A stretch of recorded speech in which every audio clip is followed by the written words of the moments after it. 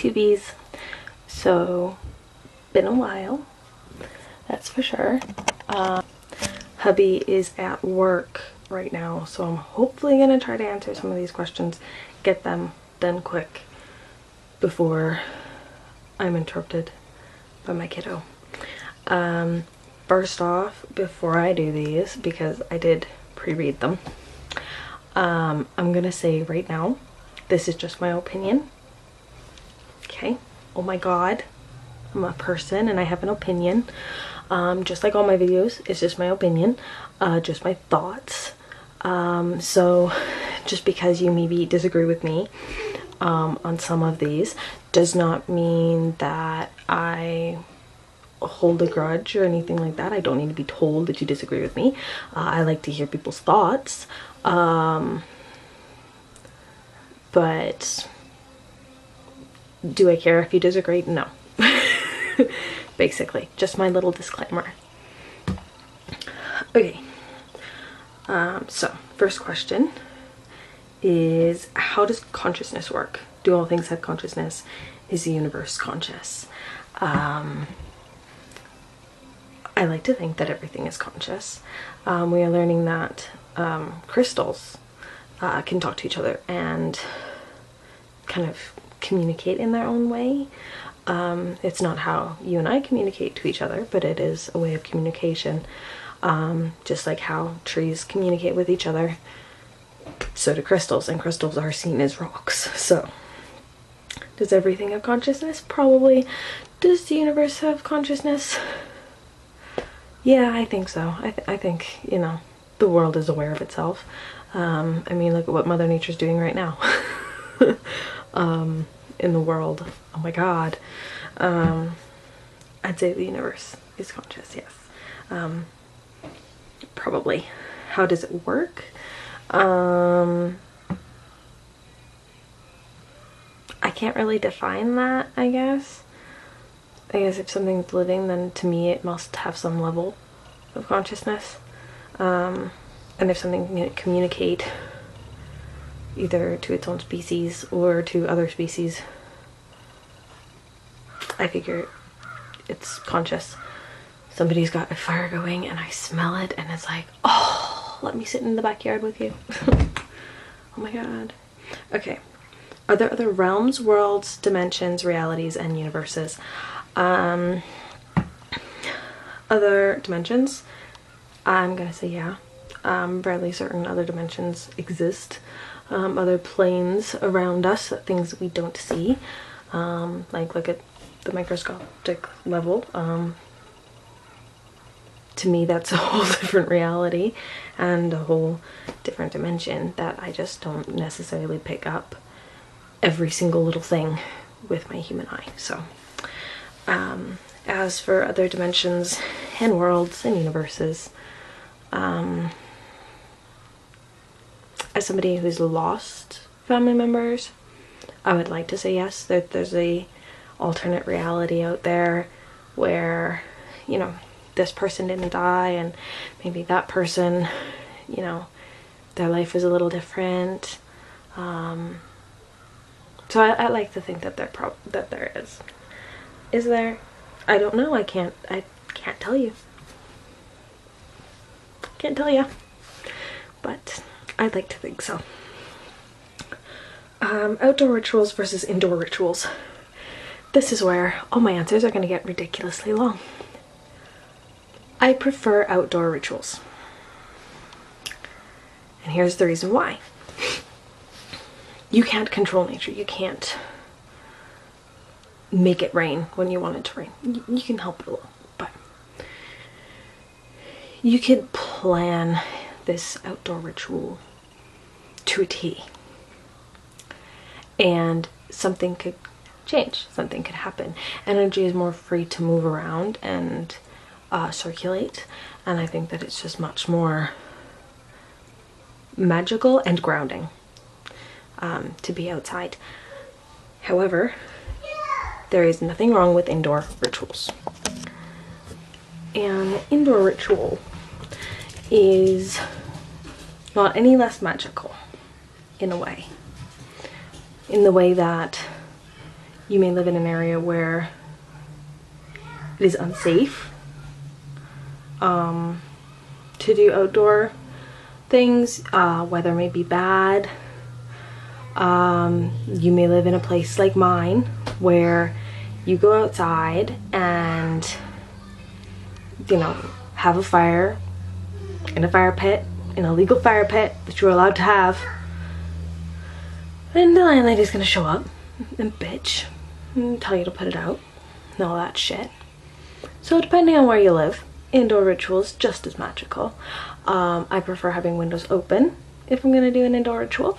I just like the flowing of air and the movement that it helps provide. But honestly, indoor rituals and outdoor rituals, they're either one is good. If you can only do indoor, that's fine. If you can only do outdoor, that's fine. But there are people who live in places where they might be traveling, you know, they might have to go to the local park in order to get to anywhere that's got grass or trees or anything. Ignore the dog. And they could be traveling late at night and it could be unsafe for them to do so. You may not be allowed, whether legally speaking or illegally speaking or whatever, you know, that you can't have a fire or you can't do a specific thing outside. I'm in Canada. I am in a very privileged place.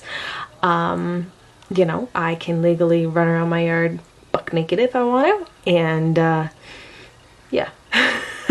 I choose not to. I personally choose to do indoor rituals. I find that it's just a little bit quicker for me.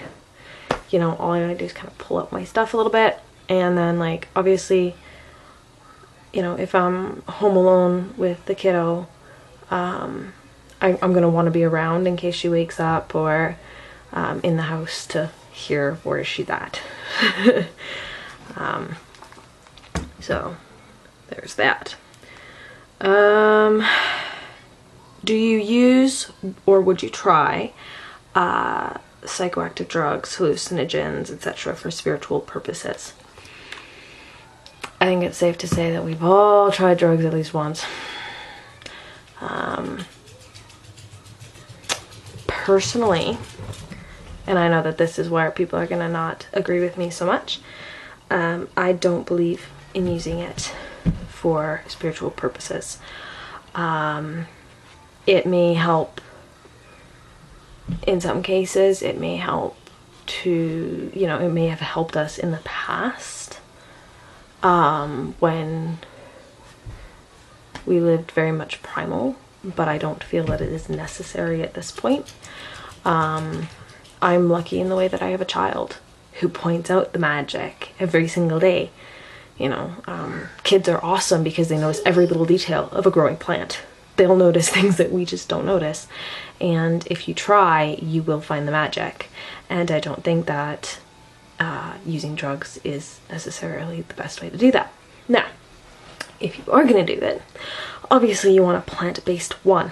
Please do not be like some of the idiots, as far as I'm concerned, these people are idiots, who use over-the-counter drugs to get a high for their spiritual practice.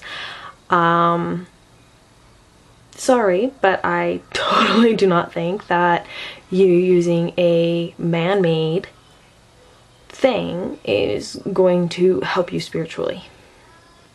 I really don't. If you are gonna do it, the other thing to remember is know where the hell you're getting it.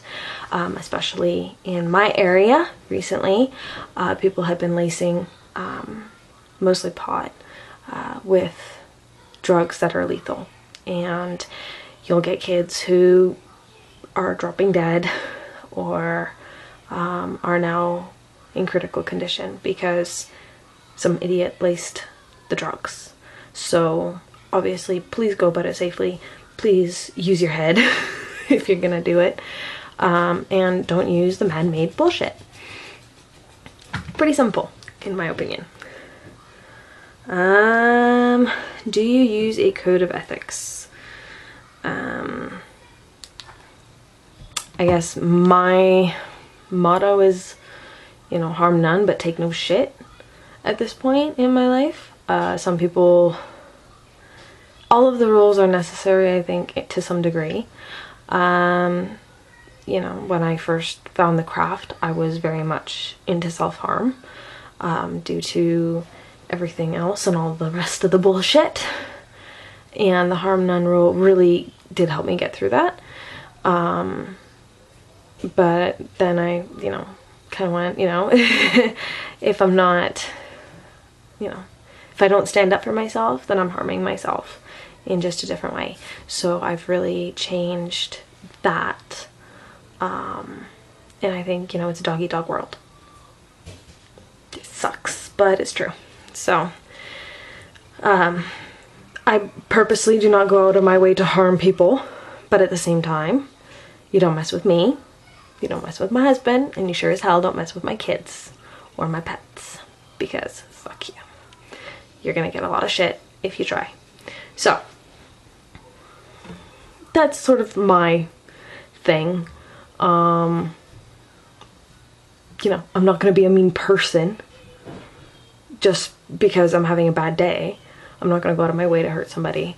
But if I'm attacked, I'm not gonna just sit around and wait for, you know, karma to catch up to them. I'm gonna intervene and I'm gonna say, no, you're not treating me like shit. Because I believe, personally, that the rule of three doesn't just apply to your actions, it applies to your inaction. So if you're being disrespected by somebody and you're allowing yourself to be disrespected, that's gonna come back at you times 3. From my experience, that's how it works. So this video is getting long and I apologize. What other religions influence you or appeal to you?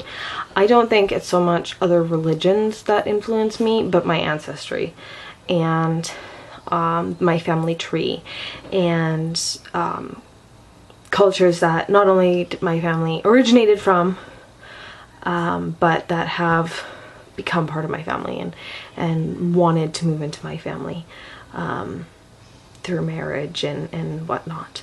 So I think that it has a lot less to do with the religions that I'm around, and more so to do with the ancestors that got me to this point.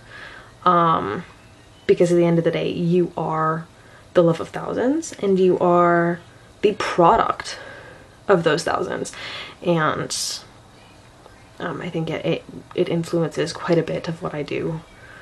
Not just in my day-to-day life, but in my spiritual sort of aspects as well. I will try to keep my answers short. How would you introduce spirituality to children? Would you pass Book of Shadows on to your children? I do not believe that you have to introduce spirituality to children. Children are born noticing way more magic than we do. There's a reason why kids, young children, like cats and dogs and animals, see things that we don't see. They pick up on vibes a hell of a lot faster than we do, in some cases. And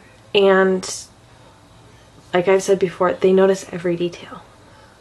They'll notice that feather laying on the ground. They'll notice that cat peeking out at you at the bush. They'll notice all of these different little things. So I don't think that kids need to be introduced to spirituality. I would say children need the freedom to invest in their spirituality.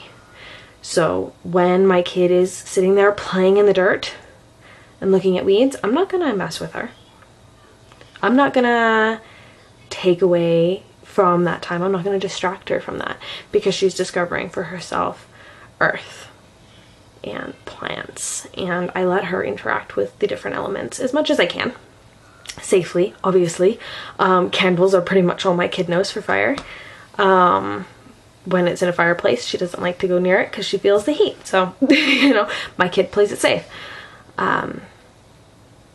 As for passing on my knowledge, I think I'm open to it, but I would not force my child to do that in any way, shape, or form. I would not try to force my child to do that. I want my child to have a very well-rounded view of the world. I'm not gonna lie to my kid.